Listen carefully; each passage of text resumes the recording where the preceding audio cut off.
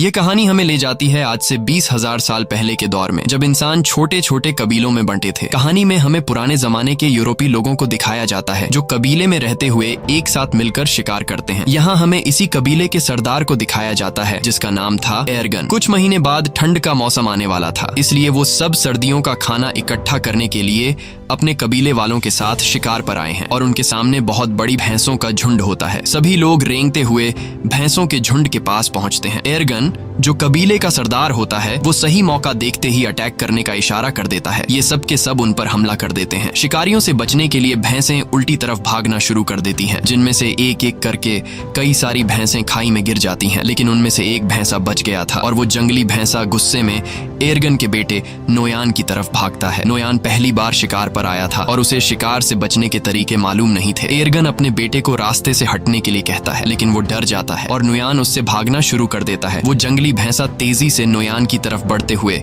उसे अपने सींग में उठा लेता है और खाई की तरफ भागना शुरू कर देता है। एर्गन जो उस कबीले का सरदार है वो देखकर अपने बेटे को बचाने के लिए भैंसे पर भाला फेंकता है। भैंसे को भाला लग जाता है, लेकिन घायल होने के बाद भी वो नोयान को नहीं छोड़ता और नोयान को खाई से ऊपर उछाल देता है। और यहाँ से कहानी जाती है फ्लैशबैक में, यानी कि एक हफ्ता पहले, जहाँ पर हम देखते हैं कि कबीले के लोग शिकार की तैयारी कर रहे हैं। वो पत्थरों से अलग अलग तरह के नुकीले हथियार बना रहे थे। ये सिर्फ तैयारी नहीं थी, बल्कि नए लोगों को शिकार में हिस्सा लेने के लिए इस तरह के पत्थर बनाने पड़ते थे। जो सबसे तेज और नुकीला हथियार बनाएगा उसे शिकार के लिए सिलेक्ट कर दिया जाएगा। इस प्रतियोगिता में एर्गन का बेटा नोयान भी पास हो जाता है। उसी रात को नोयान की माँ एर्गन से कहती है, नोयान को अपने साथ शिकार पर मत ले जाओ, वो अभी बच्चा है, मैं उससे बहुत प्यार करती हूँ और उसे खोना नहीं चाहती। एर्गन कहता है, सर्दियां आने वाली हैं और साल के इस वक्त में सभी शिकार करने के लिए जाते हैं। अगर हम शिकार पर नहीं गए तो हम सर्दियों में भूख से मर जाएंगे और नोयान को खुद को साबित करना होगा कि वो मेरा बेटा है। अगली सुबह सभी कबीले वाले शिकार के लिए निकल रहे होते हैं, लेकिन नोयान की माँ नोयान के लिए बेचैन हो रही थी कि कहीं मेरे बेटे को कुछ हो ना जाए। लेकिन एर्गन उसे तसल्ली देता है, तुम परेशान मत हो, नोयान को कुछ नहीं होगा। और वे सब शिकार पर निकल जाते हैं। थोड़ी दूर आगे जाने के बाद यहाँ पर एक दूसरा कबीला भी आता है जो उन्हीं की तरह शिकार करने के लिए निकला है ताकि सर्दियों के लिए खाना इकट्ठा कर सके। बहुत लंबा सफर तय करने के बाद वो सब एक पत्थर के ढांचे तक पहुँचते हैं जो कभी उनके पूर्वजों ने बनाया था। ये सफर बहुत खतरनाक होता है। इस सफर में उनके कई पूर्वजों ने अपनी जान गंवाई है, इसीलिए उन्होंने पूर्वजों की याद में यह पत्थर का ढांचा बनाया होता है। आगे चलने के बाद उन्हें एक जंगली सुअर दिखता है जिसे वो भाले से घायल कर देते हैं। एर्गन अपने बेटे नोयान से कहता है कि तुम इसे मारोगे, लेकिन नोयान ने पहले कभी शिकार नहीं किया था। वो इसे देखकर घबरा जाता है और नोयान उसकी जान नहीं लेता, इसलिए एर्गन उसके हाथ से पत्थर का खंजर छीनकर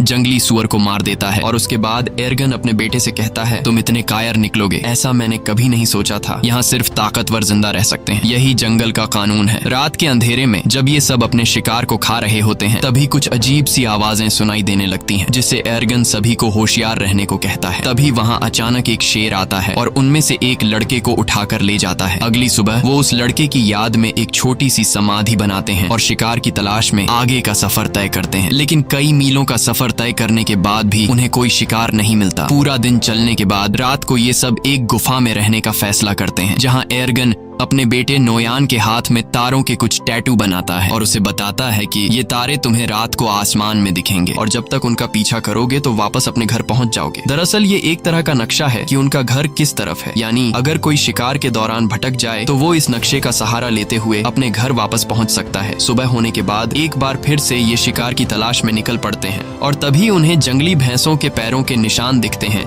जिसे देखकर सब खुश हो जाते हैं। अब ये जंगली भैंसों का शिकार करना शुरू करते हैं और यहाँ वो सीन आता है जब एक जंगली भैंसे ने नोयान को पहाड़ी से उछाल दिया था। कहानी वापस प्रेजेंट में आती है, जहाँ दिखाया जाता है कि जब नोयान को चट्टान से उछाला गया तो वो नीचे जा गिरा, लेकिन वो चट्टानों के बीच एक पत्थर को पकड़कर लटक जाता है। एर्गन जल्दी से वहाँ पहुँच जाता है और अपने बेटे से कहता है, हिम्मत मत हारना, मैं तुम्हें बचा लूंगा। लेकिन तभी वो पत्थर टूट जाता है जिसे पकड़कर नोयान लटका हुआ होता है। नोयान चट्टानों से टकराता हुआ नीचे गिरता है और चट्टानों के बीच में बने बने हुए एक छोटे से रास्ते में जा गिरता है। एर्गन अपने बेटे को बचाने के लिए जाना चाहता है, लेकिन उसके कबीले वाले लोग उसे रोक लेते हैं। वो कहते हैं, अब यहाँ से नीचे जाने का कोई रास्ता नहीं है। तुम्हारा बेटा अब इस दुनिया में नहीं रहा। हम तुम्हें खोना नहीं चाहते। तुम हमारे कबीले के सरदार हो। तुम्हारी जिम्मेदारी है कि तुम हम सब की हिफाजत करो और हमें वापस घर ले चलो। लेकिन एर्गन किसी की भी बात को मानने को तैयार नहीं था। वो पूरी रात उसी चट्टान के किनारे बैठकर अपने बेटे को आवाजें देता रहता है, लेकिन आखिरकार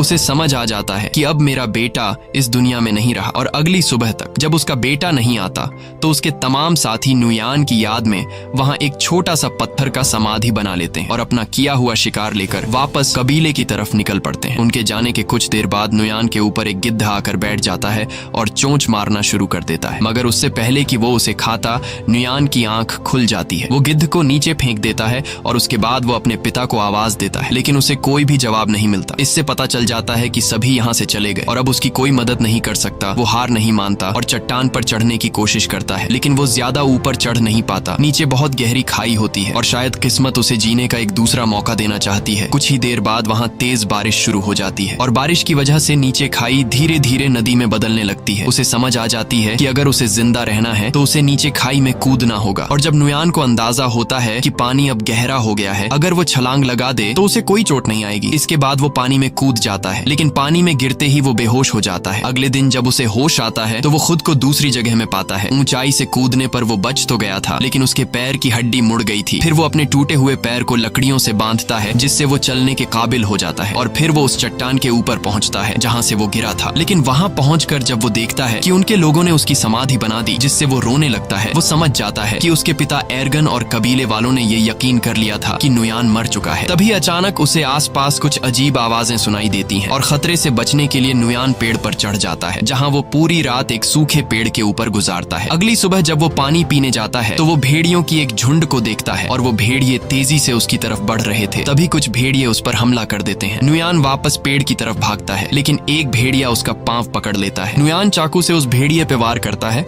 जिससे वो भेड़िया जख्मी होकर नीचे गिर जाता है और नुयान जल्दी से पेड़ पर चढ़ जाता है। सारी रात भेड़िए नीचे उसका इंतजार करते हैं, लेकिन जब सुबह होती है तो सब भेड़िए जा चुके होते हैं। सिर्फ वही जख्मी भेड़िया वहां पर मौजूद होता है जिसे कल उसने चाकू से मारा था। नुयान सबसे पहले अपने चाकू से अपने लिए एक भाला बनाता है और भेड़िए को मारने जाता है, लेकिन जख्मी भेड़िए को मारते वक्त उसे रहम आ जाता है और वो उसे मारने का इरादा बदल देता है। इसके बाद वो पहले उसके मुंह को पट्टी से बांध लेता है और फिर उसे उठाकर उस गुफा में ले जाता है जहां वो अपने कबीले के साथ एक रात ठहरा था। अगली सुबह उठकर वह जड़ी बूटी ढूंढने निकल पड़ता है और फिर उन जड़ी बूटियों को पीस कर अपने पैर पर लगाता है। इसी बीच जब वह पानी पी रहा होता है तो वह देखता है कि भेड़िया अपने मुंह पर बंधी रस्सी को खोल चुका है। ये देखकर पहले तो वह घबरा जाता है, लेकिन फिर नुयान आराम से उसे पानी देने जाता है। भेड़िया उसे अपने पास आता देखकर डर जाता है, लेकिन नुयान कहता है, मैं तुम्हें कुछ नहीं कहूंगा, मैं तुम्हारी जान बचाना चाहता हूँ। जिसके बाद भेड़िया पानी पी लेता है। अब भेड़िए को भी समझ आ जाता है कि मुझे इससे कोई खतरा नहीं है। नुयान ने जो जड़ी बूटी अपने पैर के लिए तैयार की थी वह अब भेड़िए के जख्म पर लगा देता है और उसी वक्त नुयान वह कीड़े भी उसे देता है जो वह खुद खाता है। अब आहिस्ता आहिस्ता उन दोनों के बीच एक रिश्ता बनने लगता है। शाम होने से पहले नुयान एक खरगोश का शिकार कर लेता है, क्योंकि उसने कई घंटों से कुछ भी नहीं खाया था। रात को बड़ी मुश्किल से वह आग जलाकर उस खरगोश को पका लेता है और उसमें से कुछ हिस्सा भेड़िए को भी दे देता है। ये दोनों बुरी तरह से घायल होते हैं, इसीलिए कुछ दिनों तक उसी गुफा में रहते हैं। एक रात नुयान अपने हाथ के टैटूज को देखता है जो उसके पिता एर्गन ने बनाए थे और उन सितारों को आसमान में देखता है। वह कहता है, मुझे घर जाना होगा अपने माँ बाप से मिलने। और नुयान भेड़िए से कहता है कि तुम्हें भी अपने झुंड की तरफ लौटना चाहिए। अगली सुबह वह सफर के लिए तैयार हो जाता है। वह भेड़िए से कहता है, तुम भी अपने घर चले जाओ उससे पहले कि बर्फ पड़ने लगे। और वह वहाँ से निकल पड़ता है, लेकिन वह देखता है कि भेड़िया, जिसका नाम उसने अल्फा रखा है, वह उसके पीछे पीछे चलता आ रहा है। काफी दूर जाने के बाद भी वह भेड़िया उसका पीछा करता है। नुयान कई बार अल्फा को भगाने की कोशिश करता है, लेकिन वह पीछा नहीं छोड़ता। असल में भेड़िए को नुयान के साथ लगाव हो चुका था, क्योंकि नुयान ने उसकी जान बचाई। उसी वक्त अल्फा एक सुअर देखता है। वह उसका शिकार करने की कोशिश करता है, लेकिन कामयाब नहीं होता। नुयान समझ जाता है कि भेड़िया भूखा है। उसे वह खाना दे देता है जो खुद के लिए जमा किया था। ये पहली बार था कि अल्फा ने नुयान के हाथों से खाना खाया। अब ये दोनों दोस्त बन चुके हैं। उसके बाद अल्फा एक खरगोश का शिकार करता है जो ये दोनों मिलकर खाते हैं और रात रात को एक साथ सो जाते हैं। अगली सुबह अल्फा नुयान का मुंह चाट कर उसे जगाता है और जैसे ही वह उठता है तो अल्फा से कहता है, तुमसे कितनी बदबू आ रही है, और वह उसे जबरदस्ती दरिया में फेंक देता है। ये दोनों दरिया में नहाते हैं। यहाँ अल्फा खाने के लिए एक मछली भी पकड़ता है। उसके बाद नुयान वापस अपने सफर पर निकल पड़ता है। रात को वो दोनों आग जलाकर बैठे होते हैं। तब अल्फा कुछ महसूस करता है। हम देखते हैं कि वहाँ कुछ और भेड़िए आते हैं। अल्फा उनके पास जाता है। दरअसल यह अल्फा का परिवार है। नुयान समझ जाता है। वह उसे कहता है कि तुम्हें अपने परिवार के साथ जाना चाहिए, और भेड़िया उनके साथ चला जाता है। अगली सुबह नुयान फिर अपने सफर पर निकल पड़ता है। अब ठंड बढ़ चुकी होती है।